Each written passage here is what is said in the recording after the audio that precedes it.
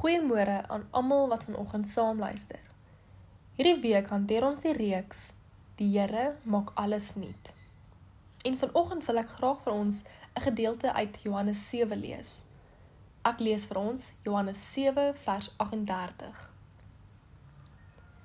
Wie in my glo, strome lewende water sal uit sy binneste vloei. Ek gaan die teks vir ons herhaal. Johannes 7 vers 38. Wie in my glo, stromende lewende water sal uit sy binneste vloei. As gemeente van Christus is ons nie net ontvangers van God se nuutheid nie. Ons word ook draers daarvan. In die kerk sê ons dat God ons roep tot diens, tot getuienis en tot medeverantwoordelikheid in hierdie wêreld. Hierdie vers sê, stromende lewende water sal uit jou binneste vloei.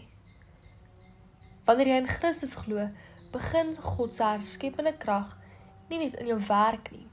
Dit vloei deur jou na ander. Dit is hoe die kerk en mense ligdraers word. Dit is hoe die wêreld iets begin sien van God se nuwe skepping. Miskien is jou lewe vandag die bron van hoop wat iemand anders nodig het. Jy is geroep om nuut gemaak te word en om te help nuut maak hier op aarde. Kom ons bid saam. Here, ek wil vandag leef soos iemand wat die lewende water van u gees dra. Here, vul my met u nuwe lewe, sodat dit in my lewe kan uitloop na ander. Vandag wil ek vra dat u my bewus sal maak dat ek 'n draer van nuwe lewe is.